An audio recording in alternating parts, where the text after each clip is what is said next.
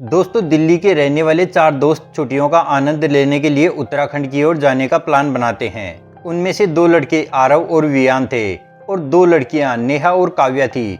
अगले दिन सुबह का सूरज निकलते ही वे अपनी एसयूवी लेकर उत्तराखंड के लिए निकल पड़े। जल्द ही दिल्ली शहर की भीड़ भाड़ धीरे धीरे पीछे छूटती चली गई। दोपहर तक वो यूपी की सीमा क्रॉस करके उत्तराखंड की सीमा में पहुंच गए। सड़क अब घने देवदार और चीड़ के जंगलों के बीच से गुजर रही थी।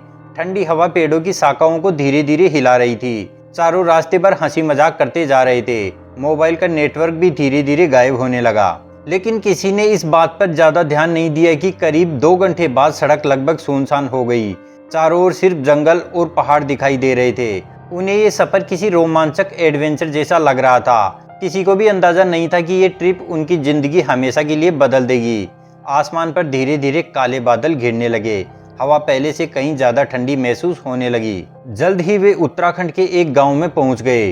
वहां पर उन्होंने होटल में कमरा लिया, गाड़ी खड़ी की और जंगल की तरफ पैदल ही निकल गए। आधा पौन घंटा चलने के बाद अचानक उनकी नजर जंगल में एक पुरानी विशाल हवेली पर पड़ी, जिसे देखकर चारों चौंक गए। अरुण ने कहा कि इस हवेली के बारे में तो हमने ना कहीं पढ़ा ना कहीं सुना, फिर ये कौन सी जगह है।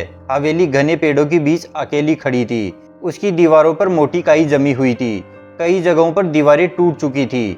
मुख्य दरवाजा आधा खुला हुआ दिखाई दे रहा था। ऐसा लग रहा था जैसे वर्षों से वहां कोई नहीं आया। हवेली के पीछे बहती नदी की आवाज साफ सुनाई दे रही थी। चारों ने एक दूसरे की ओर देखा। आरव ने कहा कि अंदर चलकर देखते हैं। नेहा ने पहले मना किया, लेकिन बाकी तीनों के कहने पर वो तैयार हो गई। अंदर चारों तरफ धूल और पुराने जमाने के लकड़ी के फर्नीचर पड़े थे। दीवारों पर पुराने चित्र टंगे हुए थे, जिन पर धूल की मोटी परत जमी हुई थी। हवा चलने पर टूटी खिड़कियां अपने आप हिल रही थी। पूरा माहौल रहस्यमयी लग रहा था। फिर भी उन्हें यह जगह रोमांचक लगी। उन्होंने तय किया कि आज की रात यहीं बिताएंगे। उन्हें लगा सुबह होते ही वापस लौट जाएंगे, लेकिन हवेली के अंदर कोई और भी उनकी मौजूदगी महसूस कर चुका था, जिसका उन्हें अभी तक बिल्कुल भी अंदाजा नहीं था। चारों ने रहने के लिए ऊपर की मंजिल का एक बड़ा कमरा चुना। सबने मिलकर झाड़ू लगाकर कमरा साफ किया। पुरानी कुर्सियों और मेज को एक तरफ कर दिया। फर्श पर अपने स्लीपिंग बैग बिछा दिए। खिड़की खोलते ही पीछे बहती नदी साफ दिखाई देने लगी। शाम की सुनसान रोशनी धीरे धीरे फीकी पड़ रही थी। जंगल में पक्षियों की आवाजें भी कम होने लगी थी। शाम ढलने के साथ साथ ठंड भी बढ़ने लगी। काव्या ने अचानक कहा कि उसे किसी के चलने की आवाज सुनाई दी। सबने ध्यान लगाया, लेकिन कुछ भी सुनाई नहीं दिया। वियान ने हंसते हुए कहा कि ये उसका भ्रम होगा। इतने में ही नीचे किसी भारी दरवाजे के बंद होने जैसी आवाज आई। चारों एकदम चुप हो गए। कुछ सेकंड तक हवेली में अजीब सी खामोशी छा गई। फिर अचानक ऊपर की छत से किसी के धीरे धीरे चलने की आवाज आने लगी। नेहा का चेहरा डर से सफेद पड़ गया। आरव ने टॉर्च उठाई और दरवाजे की ओर बढ़ा। उसे बिल्कुल भी नहीं पता था कि असली डर अब शुरू होने वाला है। आरव धीरे धीरे टॉर्च लेके कमरे से बाहर निकला। उसके पीछे वियान भी सावधानी से चलने लगा। नेहा और काव्या कमरे के दरवाजे पर खड़ी रही। लंबे गलियारों में केवल टॉर्च की हल्की रोशनी दिखाई दे रही थी। दीवारों पर लगी पुरानी तस्वीरें धूल से ढक चुकी थी। कुछ तस्वीरों के चेहरे समय के साथ धुंधले भी पड़ चुके थे। अचानक एक तेज ठंडी हवा का झोंका पूरे गलियारे में फैल गया। सभी खिड़कियां अपने आप जोर जोर से हिलने लगी। आरव ने नीचे झुककर टूटी हुई खिड़की बंद करने की कोशिश की। उसी समय उसे ऐसा महसूस हुआ जैसे कोई उसके बिल्कुल पीछे खड़ा हो। उसने तुरंत मुड़कर देखा, लेकिन वहां पर कोई नहीं था। इतने में ऊपर लगी एक पुरानी घड़ी अपने आप बज उठी। घड़ी में ठीक 7 बज चुके थे। हवेली के हर कोने में उसकी आवाज गूंजने लगी। चारों दोस्तों के चेहरे पर चिंता साफ दिखाई दे रही थी। विवान ने कहा कि हम सबको एक साथ रहना चाहिए, किसी को भी कहीं भी अकेले नहीं जाना है। लेकिन हवेली जैसे ही उनकी हर बात को सुन रही थी। रात पूरी तरह उतर चुकी थी। बाहर जंगल बिल्कुल शांत हो गया था। सिर्फ पीछे बहती नदी की आवाज सुनाई दे रही थी। चारों ने थोड़ा सा खाना खाया, फिर कमरे में बैठकर बातें करने लगे। डर कम करने के लिए विवान मजाक करने लगा। कुछ देर के लिए माहौल नॉर्मल लगने लगा। तभी कमरे की लालटेन अचानक टिमटिमाने लगी। रोशनी कभी तेज होती तो कभी धीमी पड़ जाती। काव्या ने खिड़की की ओर देखा। उसे लगा जैसे कोई बाहर सफेद कपड़ों में कोई खड़ा है। उसने घबराकर सबका ध्यान उधर दिलाया। गाइस देखो, खिड़की में खड़ा कोई हमें देख रहा है। तीनों ने भी देखा, लेकिन वहां पर कोई नहीं था। नेहा ने कहा कि शायद पेड़ की परछाई होगी। तभी कमरे का दरवाजा अपने आप धीरे धीरे खुल गया। बाहर फिर वही लंबा अंधेरा गलियारा दिखाई दे रहा था और इस बार वहां से किसी के धीमे कदमों की आवाज साफ सुनाई दे रही थी। आरव ने हिम्मत करके दरवाजा बंद कर दिया, लेकिन कुछ ही सेकंड बाद बाहर से किसी ने हल्के से दरवाजा खटखटाया। चारों बिल्कुल चुप हो गए। किसी ने भी जवाब नहीं दिया।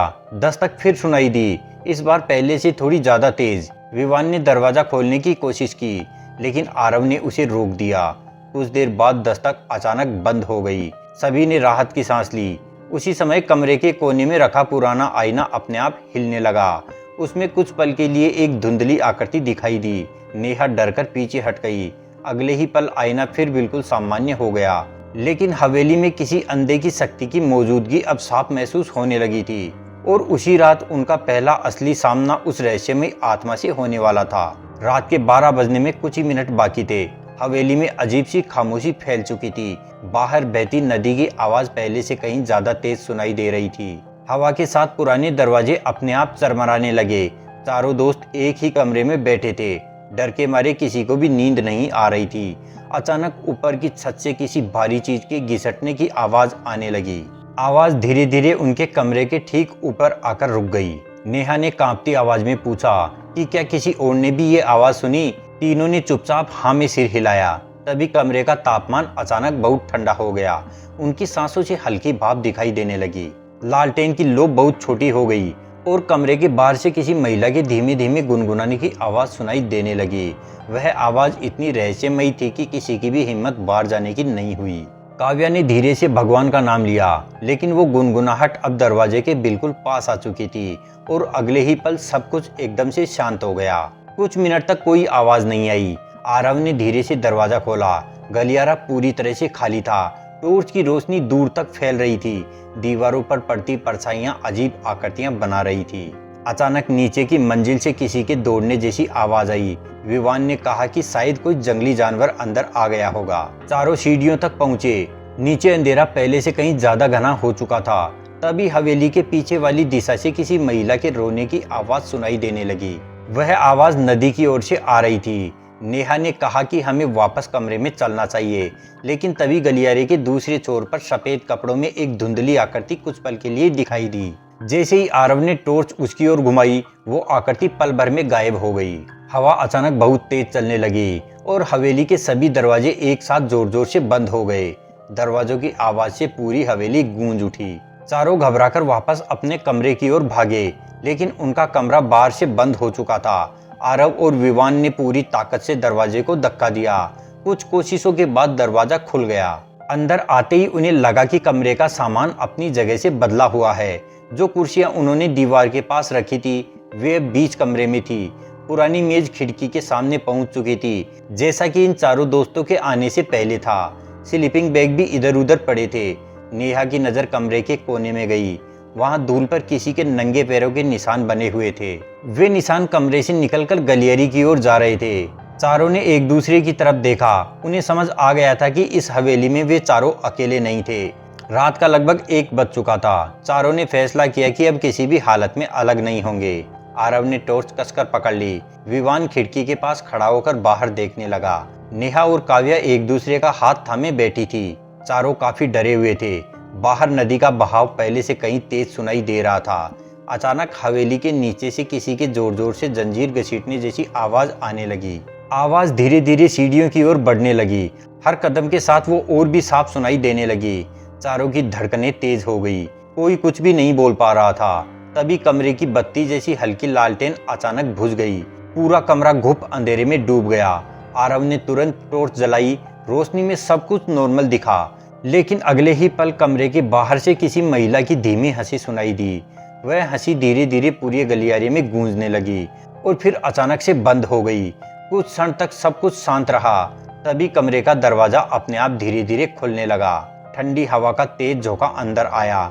टॉर्च की रोशनी गलियारे में फैल गई। वहां कुछ दिखाई नहीं दे रहा था, लेकिन धूल में नए पैरों के निशान बनते जा रहे थे। ऐसा लग रहा था जैसे कोई अदृश्य शक्ति उनकी तरफ बढ़ रही हो। काव्या घबराकर पीछे हट गई। अचानक उसे लगा जैसे किसी ने उसका हाथ पकड़ लिया हो। उसने जोर से आरव का नाम पुकारा। सब उसकी ओर दौड़े। उसी पल काव्या तेजी से गलियारी की ओर खींचने लगी। वो मदद के लिए सबको पुकारती रही। आरव और विवान ने उसे पकड़ने की पूरी कोशिश की, लेकिन कोई अदृश्य ताकत उसे घसीटते हुए उनसे दूर ले जा रही थी। कुछ ही पलों में वो अंधेरे गलियारे में दिखना बंद हो गई और हवेली में फिर से वही डरावनी खामोशी छा गई। नेहा जोर जोर से रोने लगी। आरव और विवान टॉर्च लेकर काव्या को ढूंढने के लिए दौड़े। उन्होंने हवेली की ऊपरी मंजिल में तलाश की, फिर नीचे की मंजिल पर पहुंचे। हर कमरे में केवल धूल और टूटा हुआ सामान बिखरा पड़ा था। पीछे नदी की आवाज लगातार सुनाई दे रही थी। अचानक उन्हें हवेली के सबसे पुराने हिस्से की ओर हल्की सी रोशनी दिखाई दी। तीनों सावधानी से उस दिशा में बढ़े। जैसे जैसे वे आगे बढ़ते गए, हवा और ठंडी होती गई। दीवारों पर पुरानी पेंटिंगें बनी हुई थी। वहां उन्हें एक भारी लोहे का दरवाजा दिखाई दिया। उस पर मोटी जंग लगी हुई थी। दरवाजे के किनारे से ठंडी हवा बाहर निकल रही थी। ऐसा लग रहा था जैसे उसके नीचे कोई गहरा तहखाना हो। विवान ने धीरे से दरवाजे को धक्का दिया। दरवाजा तेज आवाज के साथ खुल गया। नीचे जाने के लिए पत्थर की सीढ़ियां दिखाई दी। तीनों ने एक दूसरे की ओर देखा। डर के बावजूद वो तीनों नीचे उतरने लगे। हर सीढ़ी पर धूल की मोटी परत जमी थी। नीचे पहुंचते ही उन्हें लगा जैसे कोई अभी अभी वहां से गुजरा हो। तहखाने की दीवारों पर पुराने दीपकों के निशान बने हुए थे। सामने एक टूटी हुई लकड़ी की संदूक रखी थी और उसी के पास उन्हें काव्या का गिरा हुआ स्कार्फ दिखाई दिया। नेहा ने कांपते हाथों से उसको उठा लिया। उसकी आंखों में फिर आंसू भर आए। आरव ने पूरे तहखाने में टॉर्च घुमाई। एक कोने में पुरानी लोहे की जंजीर पड़ी थी। दूसरे कोने में मिट्टी का एक उभरा हुआ हिस्सा दिखाई दे रहा था। ऐसा लग रहा था जैसे बहुत पहले वहां किसी को दबाया गया हो। अचानक तहखाने से तेज ठंडी हवा चलने लगी। टॉर्च की रोशनी बार बार टिमटिमाने लगी। दीवार पर कुछ शब्द उभरे हुए दिखाई दिए। आरव ने हाथ से उनकी धूल हटाई तो उस पर लिखा था, सच को बाहर मत आने देना। तीनों कुछ पल के लिए स्तब्ध रह गए। तभी पीछे से किसी महिला की धीमी सिसकियां सुनाई दी। वे तुरंत मुड़े, लेकिन वहां पर कोई नहीं था। अचानक तहखाने का लोहे का दरवाजा अपने आप बंद हो गया। पूरे तहखाने में गूंजती आवाज ने तीनों को डरा दिया। अब उन्हें समझ आ गया था कि वे एक जाल में फंस चुके हैं। बाहर निकलने का रास्ता बंद हो चुका था। आरव और विवान ने मिलकर दरवाजा खोलने की पूरी कोशिश की, लेकिन दरवाजा अपनी जगह से हिला तक नहीं। नेहा लगातार भगवान का नाम ले रही थी।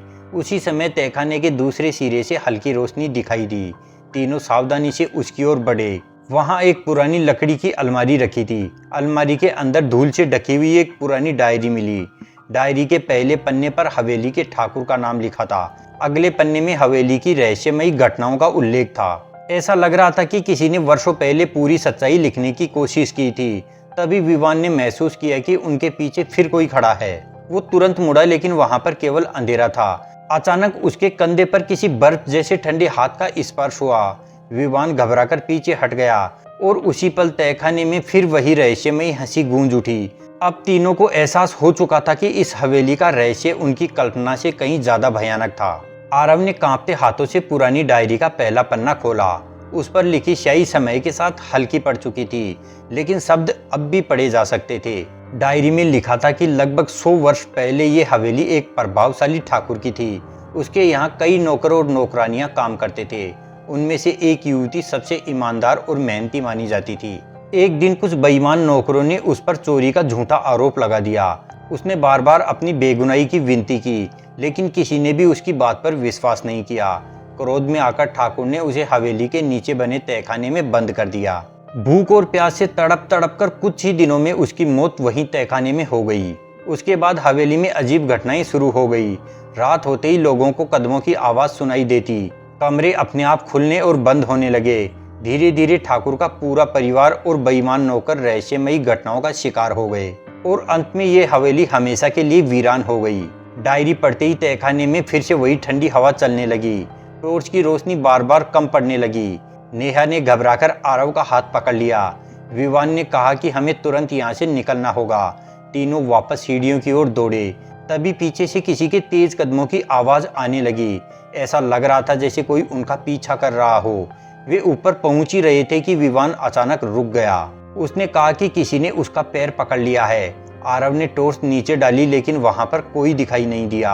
अगले ही पल विवान अपने आप पीछे की ओर खींचने लगा, जैसे कोई उसे घसीटते हुए पीछे ले जा रहा हो। उसने पूरी ताकत से खुद को छुड़ाने की कोशिश की। आरव और नेहा ने भी उसका हाथ पकड़ लिया, लेकिन वो रहस्यमयी शक्ति उनसे कहीं अधिक ताकतवर थी। कुछ ही पल में विवान अंधेरे में ओझल हो गया और उसकी आवाज भी धीरे धीरे पूरी तरह से शांत हो गई। अब हवेली में केवल आरव और नेहा बचे थे। दोनों गहरे सदमे में थे। उन्हें समझ नहीं आ रहा था कि बाहर निकलने का रास्ता कहाँ है। उसी समय उन्हें पीछे बहती नदी की याद आई। आरव ने कहा कि शायद पीछे की खिड़की से निकलना ही आखिरी उम्मीद है। दोनों वहां से भागे और किसी तरह उस लोहे के दरवाजे को खोलकर बाहर निकल गए। दोनों सावधानी से हवेली के पीछे वाले हिस्से की ओर बढ़ने लगे। गलियारे पहले से भी ज्यादा डरावने लग रहे थे। हर तरफ अजीब सी खामोशी फैली हुई थी। अचानक ऊपर की मंजिल से किसी के दौड़ने की आवाज आई, लेकिन दोनों बिना रुके आगे बढ़ते रहे। गलियारे के अंत में उन्हें एक बड़ी खिड़की दिखाई दी, जिसके बाहर चांदनी में बहती नदी साफ दिखाई दे रही थी। लेकिन उनके पीछे फिर वही धीमी हंसी गूंजने लगी। ऐसा लग रहा था जैसे कोई उन्हें भागते हुए देख रहा हो। आरव ने पास पड़ी लकड़ी उठाई। उसने पूरी ताकत से खिड़की के शीशे पर वार किया और अगले ही पल कांच टूटने की तेज आवाज पूरे जंगल में गूंज उठी। खिड़की का शीशा टूटते ही ठंडी हवा का तेज झोंका गलियारे में भर गया। आरव ने बिना देर किए नेहा का हाथ कसकर पकड़ लिया। दोनों ने एक दूसरे की ओर देखा। वो समझ गए थे कि अब यही आखिरी रास्ता है। पीछे से फिर वही रहस्यमयी कदमों की आवाज आने लगी। गलियारे में सफेद धुंध तेजी से उनकी ओर बढ़ रही थी। आरव ने गहरी सांस ली और दोनों ने एक साथ खिड़की से छलांग लगा दी। कुछ ही पल बाद वे दोनों नदी के ठंडे पानी में गिर पड़े। पानी का तेज बहाव उन्हें आगे की ओर ले जाने लगा। दोनों पूरी ताकत से तैरने लगे। पीछे मुड़कर देखा तो हवेली की टूटी हुई खिड़की पर एक धुंधली आकृति खड़ी हुई दिखाई दी। वो उन दोनों को जाता हुआ देखकर चीखने लगी, लेकिन आगे नहीं बढ़ रही थी। तभी नदी के ऊपर हल्का सा धुंध का घेरा बनने लगा। ऐसा लग रहा था जैसे कोई अदृश्य शक्ति पानी के ऊपर ऊपर उनका पीछा कर रही हो। आरव ने नेहा से कहा कि बिना रुके तैरते रहो। दोनों पूरी ताकत से नदी के दूसरे किनारे की ओर बढ़ने लगे। उनकी उम्मीद अब केवल सामने दिखाई दे रहे किनारे पर टिकी हुई थी। नदी के बीच पहुंचते ही पानी का बहाव और तेज हो गया। नेहा का संतुलन बिगड़ने लगा, लेकिन आरव ने तुरंत उसका हाथ फिर से पकड़ लिया। दोनों ने हिम्मत नहीं हारी। अचानक उन्हें महसूस हुआ कि ठंडी हवा अब कम हो गई है। आरव ने सावधानी से पीछे देखा। नदी के लगभग आधे हिस्से तक हल्की धुंध फैली हुई थी। वो आगे नहीं बढ़ सकी। उन्हें आगे सब कुछ बिल्कुल साफ दिखाई दे रहा था। ऐसा लग रहा था जैसे कोई अदृश्य सीमा उसे रोक रही हो। कुछ पल बाद धुंध धीरे धीरे वापस हवेली की ओर लौटने लगी। आरव और नेहा ने राहत की सांस ली। वे लगातार तैरते रहे। आखिरकार दोनों सुरक्षित नदी के दूसरे किनारे पर पहुंच गए, लेकिन डर अभी भी उनके चेहरे पर साफ दिखाई दे रहा था। दोनों भीगे हुए कपड़ों में नदी किनारे कुछ देर बैठे रहे। आसमान में सुबह की हल्की रोशनी फैलने लगी। तभी दूर उन्हें धुएं की एक पतली लकीर दिखाई दी। आरव ने अनुमान लगाया कि वहां पर कोई बस्ती या गांव हो सकता है। दोनों धीरे धीरे उसी दिशा में चल पड़े। करीब आधे घंटे के बाद उन्हें एक छोटा सा पहाड़ी गांव दिखाई दिया। गांव के लोग सुबह सुबह अपने काम में लगे हुए थे। दोनों की हालत देखकर कुछ ग्रामीण तुरंत उनके पास आए। उन्होंने दोनों को पीने का पानी दिया और आराम से बिठाया। जब आरव ने उन्हें पूरी रात की घटना सुनाई तो एक बुजुर्ग ने गहरी सांस लेते हुए कहा, तुम दोनों जिस हवेली से आए हो वहां से आज तक कोई भी आसानी से वापस नहीं लौटा। उस बुजुर्ग व्यक्ति ने दोनों को अपने घर बुलाया और पहले उन्हें गर्म चाय और खाना दिया। कुछ देर आराम करवाने के बाद उन्होंने दोनों को वही नौकरानी वाली कहानी बताई जो डायरी में उन्होंने पढ़ी थी। बुजुर्ग ने आगे बताया कि उस घटना के कुछ समय बाद ठाकुर के परिवार पर भी विपत्तियां आने लगी। हवेली में रहने वाले लोग एक एक करके रहस्यमयी घटनाओं का सामना करने लगे। किसी को रात में कदमों की आवाज सुनाई देती, किसी को खाली कमरों में किसी की मौजूदगी महसूस होने लगी। डर इतना बढ़ गया कि नौकर भी हवेली छोड़कर भाग गए। आखिरकार ठाकुर का पूरा परिवार भी उस नौकरानी के बदले की भेंट चढ़ गया, लेकिन उसके बाद हवेली हमेशा के लिए बंद हो गई। गांव के लोगों ने भी उस हवेली से दूरी बना ली। उन्होंने यह भी बताया कि हवेली के पीछे बहने वाली नदी को लोग सुरक्षित मानते हैं। बुजुर्ग ने कहा कि लालच और अन्याय का अंत हमेशा दुखद होता है और यही उस हवेली की सबसे बड़ी सीख है। आरव और नेहा ने ध्यान से पूरी बात सुनी। उन्हें अपनी बीती रात किसी बुरे सपने जैसी लग रही थी। दोनों को अपने खोए हुए दोस्तों की याद आ रही थी। कहा जाता है कि वो पुरानी हवेली आज भी जंगल के बीच खामोशी से खड़ी है और उसकी कहानी लोगों को अन्याय के परिणाम और सावधानी का महत्व याद दिलाती है। दोनों ने गांव वालों का धन्यवाद किया और वापस दिल्ली लौट आए, लेकिन आज भी उन्हें उस हवेली के डरावने सपने आते हैं और साथ ही अपने दोनों दोस्तों की भी खूब याद आती है, जिन्हें उन्होंने उस हवेली में हमेशा के लिए खो दिया था। दोस्तों, अगर आपको ये कहानी पसंद आई हो तो वीडियो को लाइक और शेयर करें। साथ ही चैनल को सब्सक्राइब करके बेल आइकन जरूर दबाएं, क्योंकि हम रोज इस चैनल पर ऐसी ही रहस्यमयी और डरावनी कहानियां लेकर आते हैं। आज के लिए बस इतना ही।